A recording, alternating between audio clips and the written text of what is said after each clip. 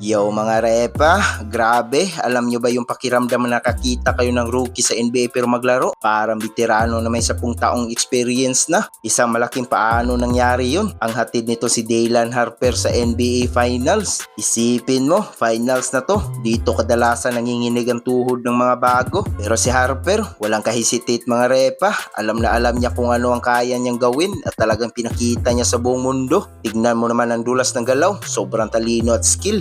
Grabe! Sa play na to, dire-diretso, walang takot na pumasok sa ilalim at hindi lang basta pumasok, tinapos pa ang laro na may kasamang bagsik. Pati si Victor Wembanyama na nasa bench, napasigaw na lang, kulang na lang sabihin ni Wemby. Grabe ka na Paps, iba ka rin. Yung reaction pa lang ni Wemby, sapat na para sabihin kung gaano kalupit ang ginagawa nitong si Harper. At huwag ka, hindi lang sa opensa nagpapasikat ang idol nyo, pati sa depensa, bawat dulo ng court, pinupukpok niya. Ito ang mas masarap panoorin sa kanyang mga repa, hindi siya tamad bumalik. Eto pang matindi, nag-miss siya ng tira rito, di ba? Pero imbes na magmaktol, siya mismo ang kumuha ng sarili niyang rebound sa gitna ng mga higante. Matitigan mo talaga yung mindset niya. Pwede ka magkaroon ng lahat ng talento sa mundo, pero yung puso at determinasyon, iba ang kay Harper, mas gutom siya manalo. At pag-usapan naman natin yung pisikalan, grabe ang katawan ng batang to. Ilan ba ang rookie sa liga ngayon na may kayang bumangga at mag-usog kay OG Anunoby na parang wala lang gamit ang off-arm niya? Napaka-solid, parang pader.